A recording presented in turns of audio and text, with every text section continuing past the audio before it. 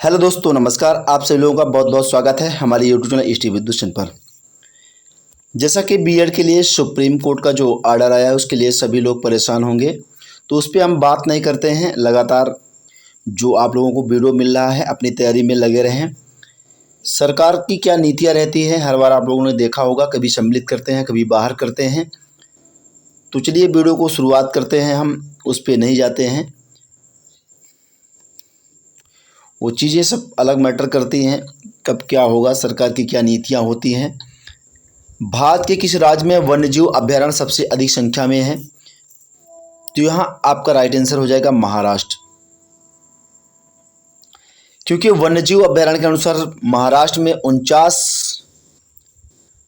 जो वन्यजीव अभ्यारण्य है सबसे ज़्यादा महाराष्ट्र राज्य में है। भारत में सर्वाधिक वन्यजीव अभ्यारण्य अंडमान निकोबार द्वीप समूह में 97 वन्यजीव अभ्यारण्य है। वर्तमान में लगभग 567 वन्यजीव अभ्यारण्य है, तो इसको भी ध्यान में रखना है। एक पॉइंट यहाँ से आप लोगों के लिए इम्पोर्टेंट है।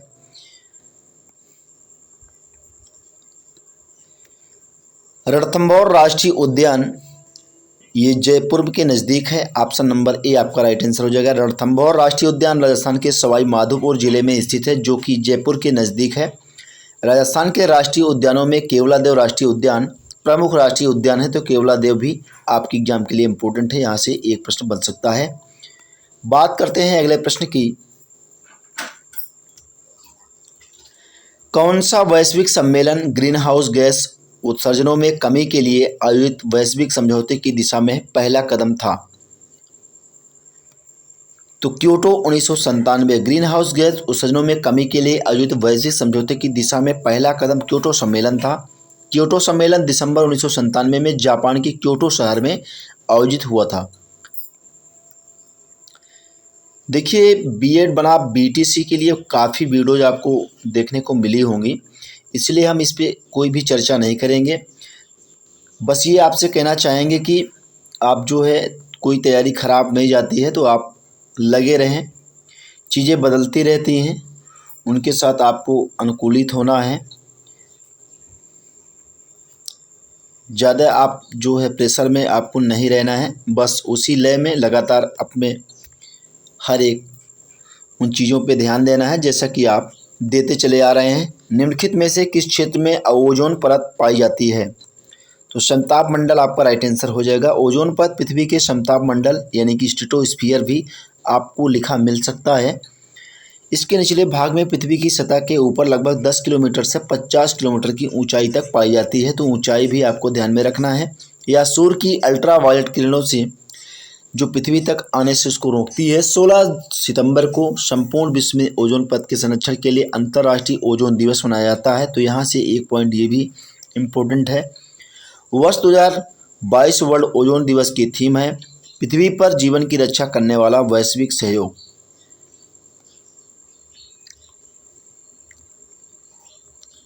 अगला प्रश्न है, ग्रीन हाउस गैसों में मुख्य घटक कौन कौन सी गैसों का रहता है? तो कार्बन डाइऑक्साइड, मेथेन, ओजोन, कई प्रकार के प्रश्न हम लोगों ने इसके पहले के वीडियोज़ में देखा है। अगर आपने उन वीडियोज़ को नहीं देखा है तो आप इस चैनल पे जाइए, वहाँ से सभी वीडियोज़ आपको मिल जाएंगे।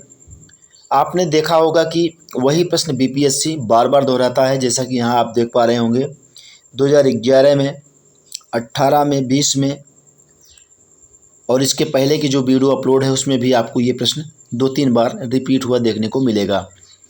तो यहाँ से आपका राइट आंसर हो जाएगा उपयुक्त में से एक से अधिक। ग्रीन हाउस गैस प्रभाव या हरितगृह प्रभाव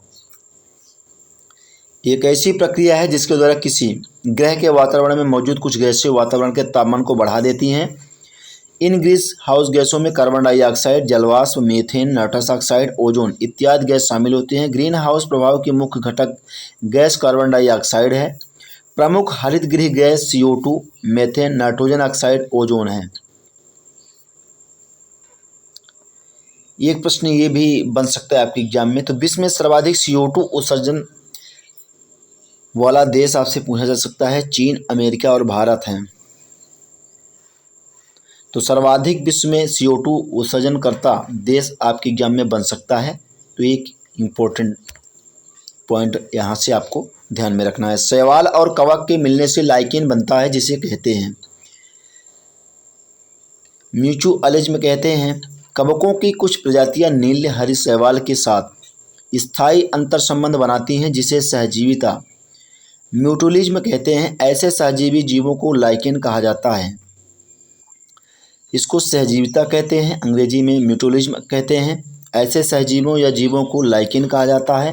तो यहाँ से कई प्रकार की घुमा फिरा के आपके प्रश्न में एग्जामिनर आपको दे सकता है। सहजीवों के साथ अंतर्गत जो दो पादप और जंतु बिना एक दूसरे को नुकसान पहुँचाए रहते हैं, इससे ही सहजीविता या म्यूचुअलिज्म कहा जाता है। तो ये आपको ध्यान में रखना है। सहजीविता भी क्या होता है? जहाँ दो जीव एक दूसरे को बिना नुकसान पहुँचाए रहते हैं एक साथ। जहाँ जीव रहता है उस सटीक जगह को क्या कहते हैं? आवास कहते हैं। जहाँ जीव रहता है उस सटीक जगह को आवास कहते हैं। किसी प्रजाति का पर्यावास या आवास इसके पते या जहाँ वह रहता है के समान है, जबकि निकेत का तात्पर्य किसी प्रजाति के समस्त क्रियाकलाप और संबंधों के उस योग से है जिसके द्वारा वह प्रजाति अपनी उत्तर जीविका और जनन के लिए अपने पर्यावास के संसाधनों का उपयोग करती है। तो यहाँ जो आपका निकेत दिया गया था, इसके बारे में कुछ चीज़ें आपको देखने को मिली हैं। निम्नलिखित में से कौन सा वायु को सबसे अधिक प्रदूषित करता है? तो कार्बन मोनोऑक्साइड आपको ध्यान में रखना है। 2 बार ये एग्जाम में पूछा गया। कार्बन मोनोऑक्साइड वायु को सबसे अधिक प्रदूषित करता है। यह गैस हवा से थोड़ी हल्की होती है, ऊंची सांद्रता में या मनुष्यों और जानवरों के लिए विषाक्त होती है। इसकी अधिक मात्रा शरीर के अंदर जाने पर पहले दम घुटता है, बाद में बेहोशी आती है और मृत्यु तक हो सकती है। इतनी खतरनाक गैस है। अगला प्रश्न है कि निम्नलिखित में से कौन सा एक जैव आक्रमणीय नहीं है? लैब अपमार्जक साबुन क्षारीय वसा एवं तेलों की प्रतिक्रिया से बनते हैं। वसा और तेल आसानी से माइक्रोक्रोब्स द्वारा सरल अणुओं में टूट सकते हैं, इसलिए साबुन बायोडिग्रेडेबल होते हैं।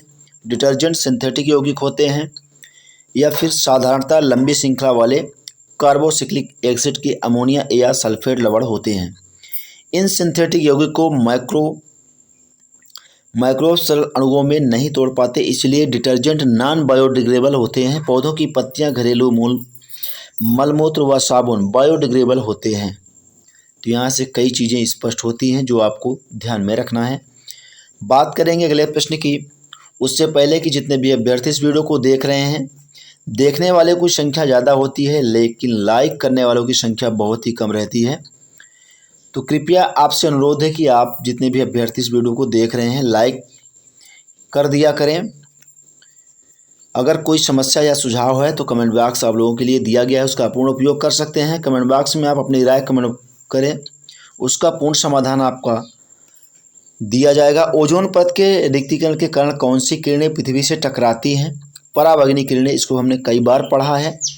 ओजोन परत के रिक्तीकरण के कारण पराबैंगनी किरणें पृथ्वी से टकराती हैं, क्योंकि सूर्य से आने वाली हानिकारक पराबैंगनी किरणें 90% भाग को ओजोन परत के द्वारा रोक लिया जाता है, जिससे मनुष्य के स्वास्थ्य पर पड़ने वाले दुष्प्रभाव नहीं होते हैं। निम्न में से कौन सा दिन अंतर्राष्ट्रीय पृथ्वी दिवस के रूप में मनाया जाता है? 22 अप्रैल। सभी लोगों को ध्यान होगा ये तिथि। प्रत्येक वर्ष 22 अप्रैल को अंतर्राष्ट्रीय पृथ्वी दिवस के रूप में मनाया जाता है। वर्ष 1970 में यह पहली बार मनाया गया। तो पहली बार कब मनाया गया ये भी प्रश्न बन सकता है। तो यहाँ से एक प्रश्न ये आपको ध्यान में रखना है।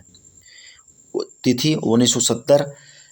इस उद्देश्य से लोगों को पर्यावरण के प्रति संवेदनशील बनाना है। वर्ष 2022 की पृथ्वी दिवस की थीम है कि हमारे ग्रह में निवेश करें। तो यहाँ से एक प्रश्न ये भी मिल सकता है देखने को कि 2022 में पृथ्वी दिवस की थीम आपसे पूछ ले एग्जाम में, तो आपको ध्यान में रखना है। मोटर गाड़ी निःशेष नली से निकलने वाली प्रदूषणकारी गैस का प्रमुख अवयव कौन कौन से गैस का रहता है उसमें? तो कार्बन मोनोऑक्साइड प्रमुखता से रहती है। मोटर गाड़ी निःशेष नली से निकलने वाली प्रदूषणकारी गैस कार्बन मोनोऑक्साइड गैस होती है। यह जीवाश्म ईंधन के दहन से उत्सर्जित होती है। कौन सी गैस अम्ल वर्षा का कारक है? Sulphur dioxide gas. अम्ल वर्षा में सल्फर डाइऑक्साइड और नाइट्रिक अम्ल प्रमुख कारक होते हैं। जिस वर्षा के जल का pH मान 5.6 से कम हो जाता है उसे अम्लीय वर्षा कहते हैं। अम्लीय वर्षा से नदियों के पानी का पीएच मान कम हो जाता है और वह अम्लीय हो जाता है, जिसके परिणामस्वरूप जलीय जीवन का अस्तित्व खतरे में आ जाता है। तो यहाँ से एक पॉइंट ये भी बन सकता है कि जलीय जीवन का अस्तित्व खतरे में कब आता है। तो अम्लीय वर्षा के बाद जब नदियों में अम्लीय वर्षा का जल इकट्ठा हो जाता है तो उनको उसमें जल में रहने वाले जीवों को समस्या हो जाती है। कई वर्ष बाद मार्च 2009 में जावन जाति के गैंडे नीचे दिए गए देश में पाए गए। ये जो जावन है ये गैंडा का एक जाति है। तो कई वर्ष बाद मार्च 2009 में जावन जाति के गैंडे ये आपके इंडोनेशिया में पाए गए हैं। जावन गैंडा, जिसे सुंडा गैंडा या कम सींग वाले गैंडा के रूप में जाना जाता है, यह वर्तमान में इंडोनेशिया में जावा के पश्चिमी क्षेत्र में उजांग कुलोन नेशनल पार्क में रहते हैं। बात करेंगे अगले प्रश्न की। समुद्र के हरित पौधे मछलियों के श्वसन हेतु लाभप्रद होता है क्योंकि तो वे ऑक्सीजन उत्सर्जित करते हैं। समुद्र के हरित पौधे मछलियों के श्वसन हेतु लाभप्रद होते हैं क्योंकि हरित पौधे ऑक्सीजन उत्सर्जित करते हैं, जो समुद्री जीवों के लिए अत्यंत लाभदायक है। अगला प्रश्न है कि वायुमंडल में ओजोन परत के क्षरण के लिए निम्न में से कौन सा रासायनिक पदार्थ जिम्मेदार है। क्लोरोफ्लोरोकार्बन आपका राइट आंसर हो जाएगा। ओजोन परत के क्षरण का मुख्य कारण ओजोन क्षयकारी पदार्थों का वायुमंडल में ओजोन से अभिक्रिया करना है। ओजोन को मुख्य रूप से नुकसान पहुंचाने वाला पदार्थ क्लोरोफ्लोरोकार्बन, जिसको CFC गैस के नाम से भी जाना जाता है,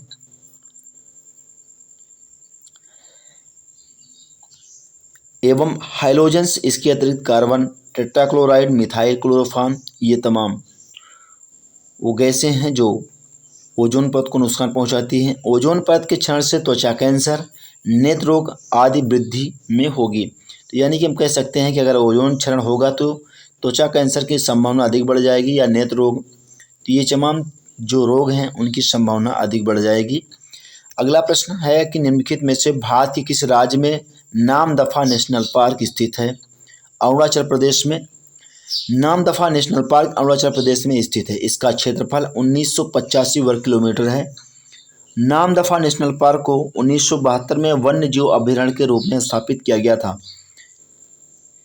इसके अलावा आपको ये ध्यान रखना है कि यहाँ माउलिंग नेशनल पार्क है। तो ये एक ऐसा आपको लगा होगा कि पहली बार इसका नाम आपको सुनाई पड़ रहा होगा, माउलिंग नेशनल पार्क। तो आपके एग्जाम में ये आने की संभावना हो सकती है, क्योंकि नामदफा का नाम तो सबने सुना होगा, सबको पता भी होगा, लेकिन माउलिंग नेशनल पार्क पहली बार सुना हुआ लग रहा होगा। बात करेंगे अगले प्रश्न की कि निम्नलिखित में से किस वर्ष में सबसे पहले अंटार्कटिका के ऊपर ओजोन छिद्र की खोज की गई थी। 1985 आपका राइट आंसर हो जाएगा। ओजोन परत पृथ्वी के वायुमंडल में प्राकृतिक ओजोन गैस की एक मेखला है। 1840 में ओजोन अणु की पहचान की गई थी और 1985 में अंटार्कटिका के ऊपर ओजोन छिद्र की खोज 3 ब्रिटिश वैज्ञानिकों ब्रायन गार्डिन, जो फरमान तथा जोनाथन संकलिन द्वारा की गई थी। तो यहाँ से 3 वैज्ञानिकों का नाम भी आपसे पूछा जा सकता है आपके एग्जाम में कि अंटार्कटिका के ऊपर ओजोन छिद्र की खोज करने में 3 वैज्ञानिक प्रमुख थे, उनका नाम कौन कौन सा है, या सही मिलान, सही जोड़े हम कह सकते हैं, सही जोड़े के रूप में इनका नाम दे सकता है। कौन सा जोड़ा गलत है ये भी पूछा जा सकता है।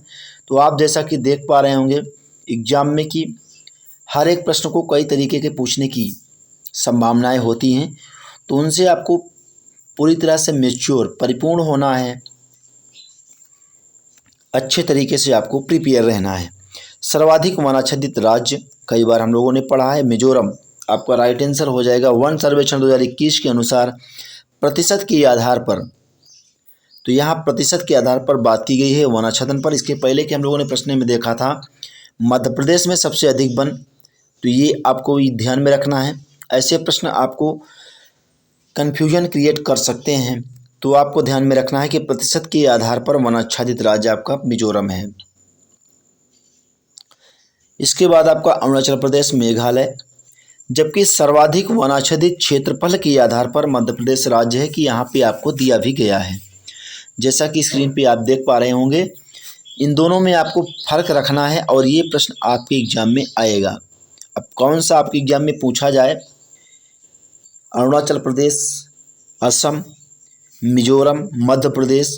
तो ये आपको ध्यान में रखना है कि प्रतिशत के आधार पे आपको मिजोरम, अरुणाचल प्रदेश, मेघालय, जबकि सर्वाधिक वनांचल क्षेत्रफल के आधार पर बात करें तो मध्य प्रदेश आपका सही जवाब हो जाएगा। तो यहाँ से दोनों बातें आपको ध्यान में रखनी है। अब बात करेंगे अगले प्रश्न की, निम्न में से कौन सा समुद्री जीव विलुप्त होने के प्रति ज़्यादा संवेदनशील है? कोरल आपका राइट आंसर होगा। कोरल रीफ को हिंदी में प्रवाल भित्ति या प्रवाल शैवाल कहा जाता है। तो ऐसे ही नाम आके आपके एग्जाम के स्तर को थोड़ा सा कठिन बनाते हैं, जो कठिनाई का अनुभव हम कर पाते हैं। जो नाम हमें नहीं पता होता वो ज़रूर कठिनाई का अनुभव हम उसमें कर पाते हैं। ये समुद्र के भीतर स्थित चट्टान है जो प्रवालों द्वारा छोड़े गए कैल्शियम कार्बोनेट से बनती है। ये गर्म और उथले समुद्री जल में पाई जाती हैं। ये पारिस्थितिकी दृष्टि से बहुत महत्वपूर्ण है, परंतु जलवायु परिवर्तन के कारण इन पर तेजी से विलुप्त होने का खतरा मंडरा रहा है। आ जाते हैं अगले प्रश्न पर। 5 जून को मनाया जाता है, तो विश्व पर्यावरण दिवस 5 जून को मनाया जाता है। हर एक एग्जाम में ये प्रश्न आपको देखने को मिलता है, स्टार लगा लीजिए, आपके एग्जाम में आ सकता है। विश्व पर्यावरण दिवस संयुक्त राष्ट्र द्वारा प्रत्येक वर्ष 5 जून को मनाया जाता है। पर्यावरण दिवस पर्यावरण एवं उसके महत्व के प्रति जागरूकता लाने के उद्देश्य से ये मनाया जाता है। वर्ष 2022 के पर्यावरण दिवस की थीम है केवल एक पृथ्वी है। तो यहाँ से थीम आपको ध्यान में रखनी है कि अगली बार आपके एग्जाम में थीम आपसे पूछ सकता है। एक जलीय वातावरण में सूक्ष्म जंतुओं को सामूहिक रूप से कहा जाता है प्लैंकटन कहा जाता है। एक जलीय वातावरण में सूक्ष्म जंतुओं को सामूहिक रूप से प्लैंकटन सूक्ष्म जीवों के विविध संग्रह है जो जलीय वातावरण में सामूहिक रूप से रहते हैं। ये मछली एवं व्हेल जैसे कई बड़े जलीय जीवों के भोजन का महत्वपूर्ण स्रोत हैं। अगला प्रश्न है कि एक मछली जलकुंड में हरे जलीय पौधे प्रमुख रूप से उगाए जाते हैं। तो ऑक्सीजन हेतु उगाए जाते हैं एक मछली के जलकुंड में हरे जलीय पौधे।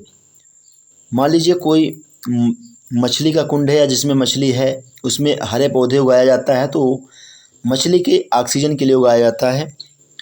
मछली जलकुंड में हरे जलीय पौधे जलकुंड में ऑक्सीजन की उपलब्धता सुनिश्चित करने के उद्देश्य से उगाए जाते हैं, क्योंकि हरे पौधे दिन के समय प्रकाश में प्रकाश संश्लेषण की उपस्थिति से ऑक्सीजन उत्पन्न करते हैं।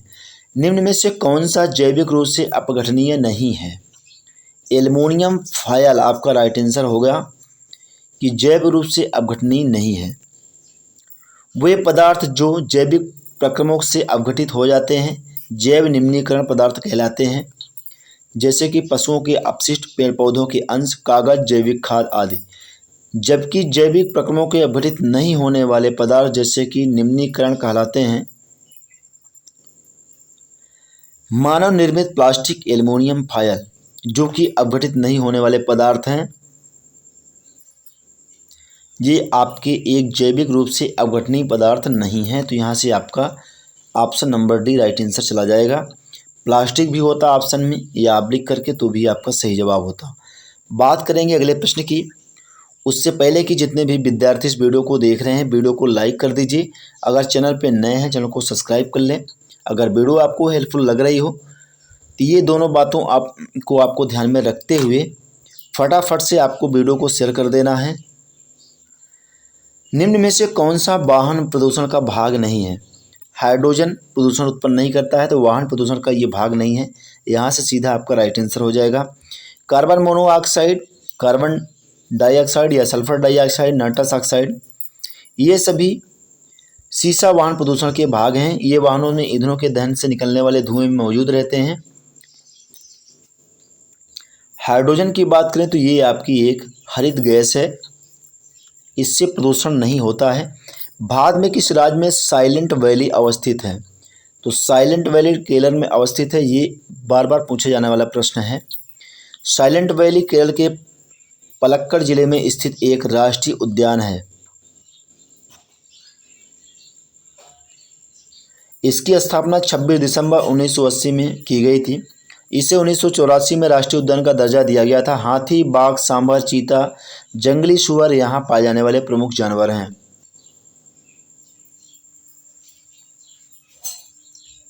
देखिए साइलेंट वैली में एक आपको नाम मिलेगा शांति घाटी। शांति घाटी कहाँ स्थित है ये भी नाम मिलता है, तो आपको ध्यान रखना है केरल। यूएनईपी मुख्य रूप से संबंधित है, तो संयुक्त राष्ट्र पर्यावरण कार्यक्रम यूएनईपी संयुक्त राष्ट्र की एक एजेंसी है। तो यहाँ से आपका जैव विविधता के संरक्षण से संबंधित है ये यूएनईपी, जो पर्यावरण से संबंधित गतिविधियों का समन्वय करती है। इसकी स्थापना 1972 में की गई थी। इसका मुख्यालय नैरोबी केन्या में है। वर्ष 2022 में इसने 50 वर्ष पूरे किए हैं। रियो दी जेनेरियो प्रसिद्ध है, तो ये प्रसिद्ध है पृथ्वी सम्मेलन के लिए, क्योंकि वहाँ पृथ्वी सम्मेलन आयोजित हुआ था रियो डी जेनेरियो में। ये ब्राज़ील का एक शहर है। रियो डी जेनेरियो ब्राज़ील में प्रथम पृथ्वी शिखर सम्मेलन 3 से 14 जून के मध्य 1992 में आयोजित हुआ था। इसमें 172 देशों ने प्रतिभाग किया था। इस सम्मेलन में एजेंडा 21 तथा रियो घोषणा पत्र जारी किया गया।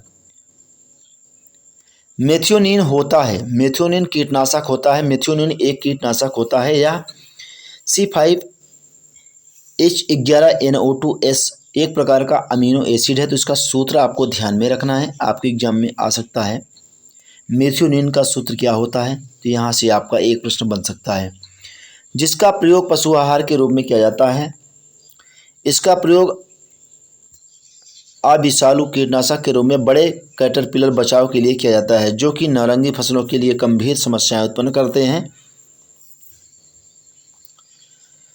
निम्न में से किसे विश्व धरोहर क्षेत्र का दर्जा प्राप्त है। काचीरंगा राष्ट्रीय उद्यान को विश्व धरोहर दर्जा प्राप्त है। काचीरंगा नेशनल राज्य के गोलाघाट एवं नागांव जिले में स्थित है। यह एक सींग वाले गैंडे के लिए प्रसिद्ध है। यहाँ एक सींग वाले गैंडे की लगभग 2/3 आबादी रहती है। इसे 1985 में विश्व धरोहर स्थल घोषित किया गया था। आ जाते हैं नेक्स्ट अगले प्रश्न पर। अगला प्रश्न है कि जलवायु परिवर्तन पर संयुक्त राष्ट्र संघ का कन्वेंशन ढांचा किससे संबंधित है। ग्रीन हाउस गैसों की उत्सर्जन में कमी को लेकर संयुक्त राष्ट्र संघ का कन्वेंशन ढांचा संबंधित है।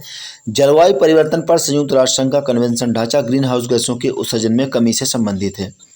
2015 के संयुक्त राष्ट्र जलवायु परिवर्तन सम्मेलन, जिसको COP21 या CMP11 पेरिस फ्रांस में 30 नवंबर से 12 दिसंबर तक आयोजित किया गया था। यह जलवायु परिवर्तन पर 1992 के संयुक्त राष्ट्र संरचना सम्मेलन के लिए दलों की बैठक का 21वां वार्षिक सत्र था और 1997 की क्योटो प्रोटोकॉल के लिए दलों की बैठक का 11वां सत्र था। यहाँ पे आपको सूची फर्स्ट को सूची सेकंड से मिलान करना है। नीचे आपको 2 कोड दिया गया है, सूची फर्स्ट और सूची सेकंड। तो एक तरफ आपको कुछ चीज़ें मिल रही हैं, एक तरफ आपको मिलान करना है। तो यहाँ आ जाते हैं सीधे आपके कोड पर, और कोड का आप ले लीजिएगा स्क्रीनशॉट, ताकि यहाँ से सीधे आपको डायरेक्ट एग्जाम के लिए आपको याद रहे। त्वचा कैंसर पराबैंगनी किरणों के कारण होता है। पराबैंगनी किरणें ओजोन परत अवशोषित करती है, जिससे कि पृथ्वी पर हमारी अच्छा होती है। हम ये कह सकते हैं। ध्वनि प्रदूषण को डेसिबल में मापते हैं, ये बात आपको पता होनी चाहिए। वैश्विक तापमान कार्बन डाइऑक्साइड के कारण होता है। ओजोन में छिद्र जो क्लोरोफ्लोरोकार्बन CFC गैस जिसको कहते हैं। तो यहाँ से इसको आप स्क्रीनशॉट लेकर के रख लीजिए, कई बार ये प्रश्न यहाँ से बना है।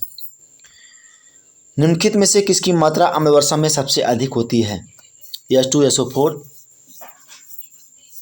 जिसको सांद्र सल्फ्यूरिक अम्ल कहते हैं। तो अत्यधिक अम्ल वर्षा में सर्वाधिक मात्रा में सल्फ्यूरिक अम्ल H2SO4 होता है। इसकी मात्रा लगभग 70% होती है, जबकि शेष नाइट्रिक अम्ल जिसको HNO3 होता है उसकी मात्रा होती है। पर्यावरण किससे बनता है। तो जैविकी घटकों से, भूप्राकृतिक घटकों से, अजैविक घटकों से। यहाँ आपका सही जवाब होता है ऑप्शन नंबर डी, उपयुक्त सभी से। पर्यावरण एक अविभाज्य समष्टि है। भौतिक, जैविक एवं सांस्कृतिक तत्वों वाले पर्यावरणीय क्रियाशील तंत्रों से इसकी रचना होती है। तो पर्यावरण की रचना किससे होती है, यहाँ से ये बातें आपको ध्यान में रखनी हैं। भौतिक तत्व में स्थान, स्थल रूप, जलीय भाग, जलीय मृदा, शैल, मानव व सांस्कृतिक तत्व में आर्थिक, सामाजिक एवं राजनीतिक तत्व आदि आते हैं। तो हम कह सकते हैं कि भौतिक, जैविक एवं रासायनिक एवं सांस्कृतिक तत्वों के पर्यावरणीय क्रियाशील तंत्रों से हमारा पर्यावरण बना है। बात करेंगे अगले प्रश्न की कि ग्रीन पीस, हरित शांति जिसको कहते हैं, ये क्या है। तो पर्यावरण समर्थकों का एक अंतर्राष्ट्रीय संगठन है ग्रीन पीस हरित शांति। ग्रीन पीस हरित शांति एक अंतर्राष्ट्रीय पर्यावरण संगठन है जिसकी स्थापना 1971 में कनाडा में की गई थी। पृथ्वी पर पर्यावरण सुरक्षा के लिए संगठन रेनबो वॉरियर नामक जहाज का प्रयोग करता है। देखिए, अगर आपको वीडियो हेल्पफुल लगे, अगर चैनल पे नए हैं तभी आप चैनल को सब्सक्राइब करें, लाइक करें और अपने दोस्तों के साथ शेयर करें, वरना हमारे कहने से न तो आप लाइक करेंगे न तो आप सब्सक्राइब करेंगे। अगर आपको जो उचित लगेगा आप वही करेंगे, इस पर हम कुछ नहीं कहना चाहते हैं। अभी मिलेंगे आप लोगों के साथ नेक्स्ट अगले वीडियो में। Thank you for watching.